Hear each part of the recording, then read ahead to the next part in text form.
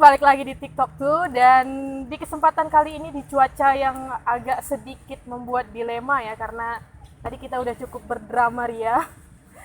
Kita udah bareng sama tamu yang ya kali ini kita akan membahas hal yang cukup sedikit berat gitu ya. Gimana nih bahasanya? Cukup sedikit berat, sedikit cukup berat. Ya, itulah pokoknya. Hari ini kita udah bareng sama Kak Atika Wulandari Putri ya. Yeay.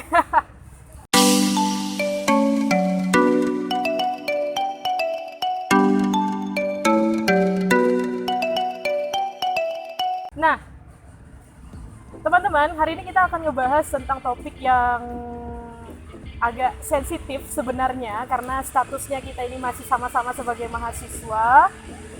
Tapi banyak yang request nih untuk kita ngebahas topik ini dari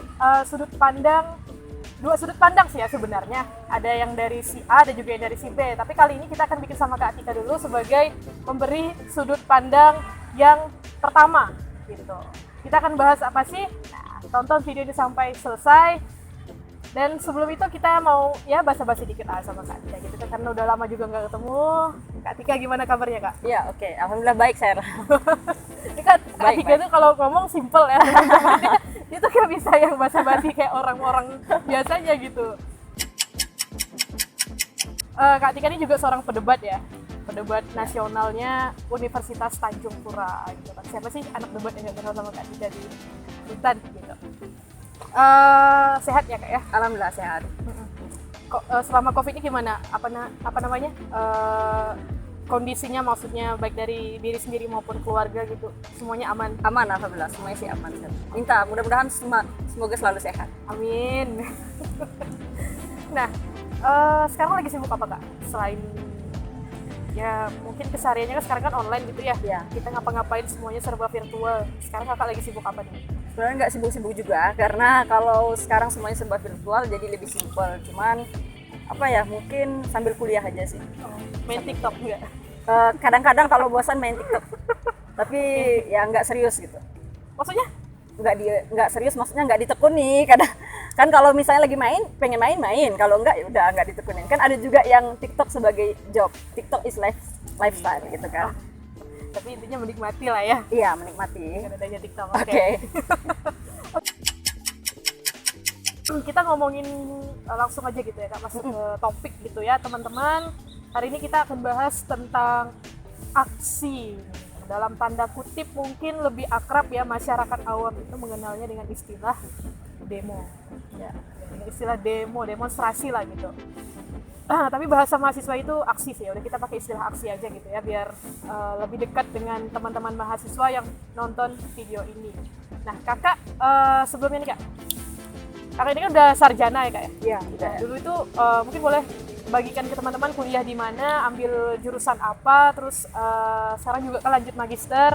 Nah, terus ngambil apa gitu, backgroundnya gimana? Ya, saya dari lulusan Fakultas Ekonomi dan Bisnis. Kemarin S1 ambil prodi akuntansi. Kalau sekarang saya lanjut lagi, baru masuk juga tahun ini, ambil S2 di magister akuntansi di Fakultas Ekonomi Bisnis, sama untuk universitasnya sama-sama Universitas Tanjung Pura. Setia sama Untan. Iya, setia sama Untan. Akuntansi jago ya gitu. Oh, enggak juga. Bunga favoritnya nih pasti bunga bank. Bunga bank. Bunga bank. Oke. Terus selama masa kuliah dulu tuh S1 gitu kan.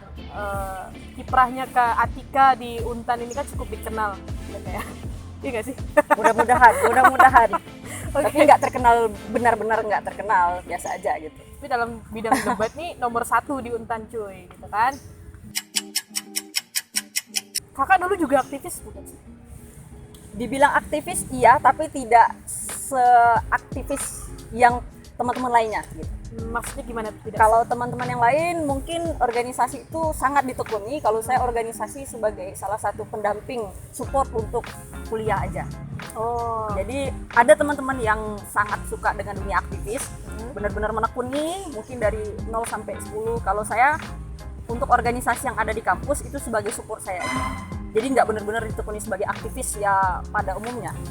Oke. Masih ibaratnya untuk waktu luang gitu ya? Iya, untuk waktu luang dan untuk belajar. Karena pengalaman kalau di dunia perkuliahan nggak hanya cukup belajar di kelas, kalau menurut saya kita harus belajar di luar kelas juga. Betul. Nah, gabung di mana aja dulu Pak Waktu S1 ya. Kalau S1 pertama kali organisasi yang saya ikuti itu UKM Mahasiswa Ilmiah, formasi. Di situ saya sebagai staf BEM4, penalaran pengkajian. Kemudian setelah itu saya gabung di Badan Eksekutif Mahasiswa. Saya sebagai staf luar negeri. Setelah itu juga saya terakhir di tingkat kampus itu ikut komunitas yang masih baru, Economic Debate Club. Kebetulan juga sebagai salah satu pendirinya di Fakultas Ekonomi Bisnis. Oke, berarti memang anak ini ilmiah banget kan formasi itu kan organisasi yang orientasinya ke Ilmiah. karya ilmiah gitu kan. Terus anak badan eksekutif juga yang luar negeri cuy, gila loh gitu kan, yang antar fakultas atau bahkan antar universitas, begitu juga luar negeri, memang luar negeri yang luar negeri beneran gitu kan. Itu kadang hanya istilah ya, kayak Istilah. kementerian luar negeri lah gitu, kementerian lagi namanya kan. Terus juga terakhir tadi Economic Debate Club. Economic Debate Club gitu ya. Jadi kelihatan banget nih gimana sosok, kalau saya bilang tuh saya lebih suka pakai kata diplomat kalau di Diplomat ya. gitu kan, karena ya diplomat emang kayak gitu ya, debat lah gitu kerjaannya. Oke, balik lagi ke yang tadi kita pengen bahas itu tentang aksi nih Kak. Ini kan bukan sepanjang sih, maksudnya lebih ke 2019 ada, Ya. 2020 ada. Gitu kan. Nah, itu di luar yang agenda nasional yang memang udah jadi agenda tahun, kayak ya misalnya kalau anak-anak fakultas keguruan ini kan pas hari guru turun itu kan, nah itu udah agenda tahunan. Nah, tapi ini nih yang ingin kita bahas nih adalah lebih ke aksi yang itu tuh ada isu besar dipermasalahkan gitu ya, jelas lah ya karena kontroversial. Terus mahasiswa berbondong-bondong turun ke jalan menyuarakan aspirasinya demi nama atau ya menggunakan atas nama masyarakat lah gitu istilahnya. Kakak sebagai aktivis nih, anak BEM juga. Iya. Pasti dekat banget kan sama hal-hal yang seperti itu. Sering ada undangan konsolidasi gitu kan, ya, itu pasti. Itu kakak pernah untuk konsolidasi dulu deh, pernah ikut atau enggak? Oke. Jadi bicara tentang aksi ini cukup menarik. Jadi karena saya juga salah satu anggota staf BEM waktu itu Kabinet Inspira. Jujur, saya bukan tipikal orang yang sama sekali pernah ikut aksi. Saya tidak pernah ikut aksi, termasuk saya tidak pernah ikut konsolidasi aksi tersebut. Jadi menurut saya mengenai konsolidasi khususnya ya, mengenai saya kalau misalnya kita kan sebelum itu kan salah satu sebelum turun aksi kan. Jadi kalau misalnya untuk masalah hal ini, tapi belum jatuh ke aksi dulu ya, Iya, masih konsolidasi. konsolidasi. Jadi kalau misalnya ditanya, udah pernah belum? Saya belum pernah ikut konsolidasi. Tapi kalau misalnya konsolidasi dalam bentuk yang bukan untuk ke aksi, misalnya seperti forum diskusi grup, atau misalnya ya karena saya juga basicnya pendebat, jadi kita sering juga mapping atau bahas kasus mengenai aksi. Tapi bukan dalam bentuk untuk ikut konsolidasi. Oh, untuk ya diskusi di forum itu saja gitu ya. Iya. Pemecahan Diskusi masalah di situ. Iya. Itu kenapa? Kan sama-sama konsolidasi nih judulnya. Ya. Tapi untuk yang aksi ya pernah ikut, tapi yang bukan aksi ikut. Kenapa tuh? Sebabnya apa? Oke. Jadi begini, setiap mahasiswa khususnya itu dia punya background passion yang berbeda. Jadi kita tidak bisa memaksakan misalnya satu individu mahasiswa itu, oh dia sebagai mahasiswa, sebagai agent of change otomatis dia harus ikut aksi. Nah, jadi kalau bagi saya sendiri, setiap mahasiswa itu punya passion yang berbeda, passion yang unik untuk menyalurkan aspirasinya. Nah, aspirasi yang mereka salurkan itu tidak hanya dalam berbentuk aksi saja.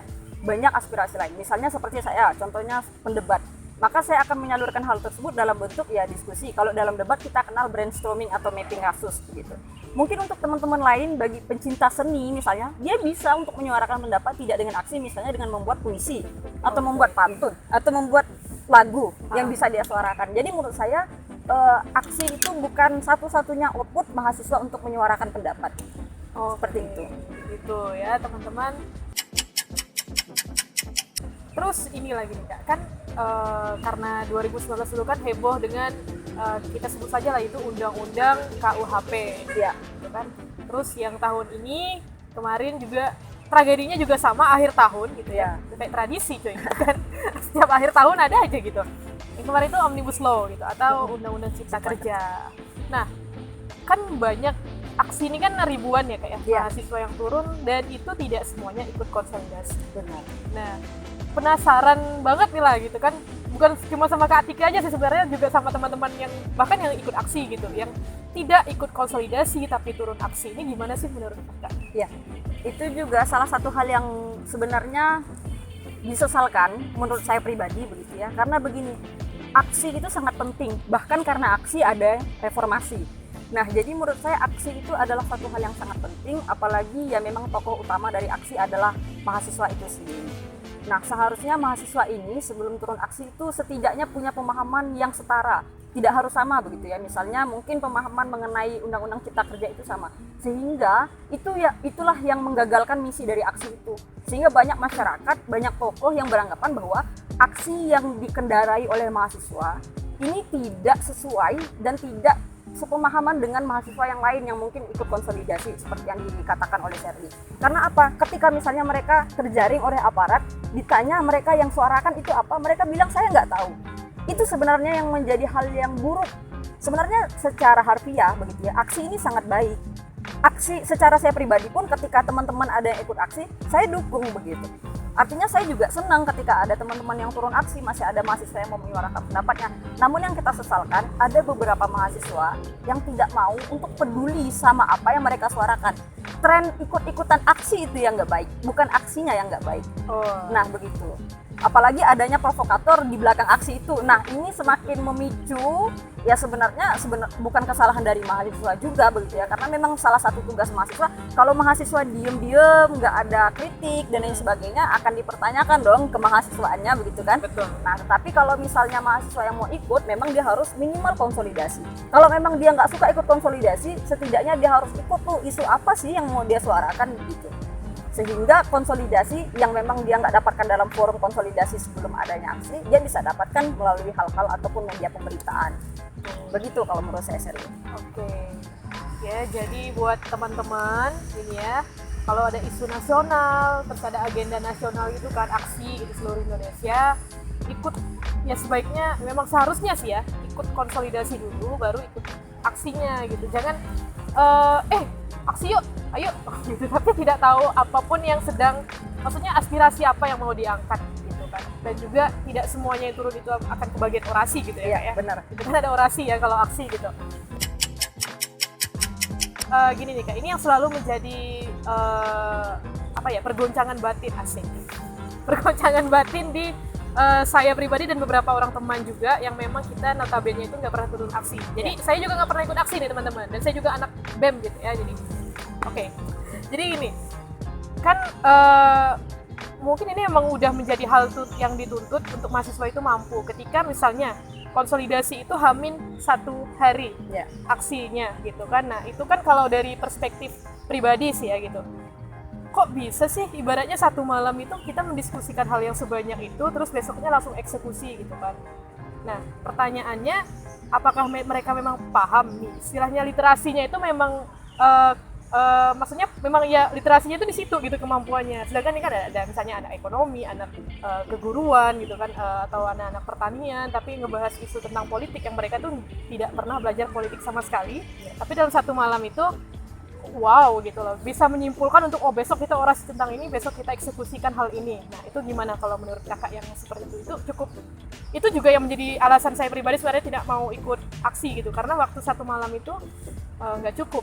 Tapi itu memang tuntutan sih sebenarnya gitu. Gimana tuh Kak?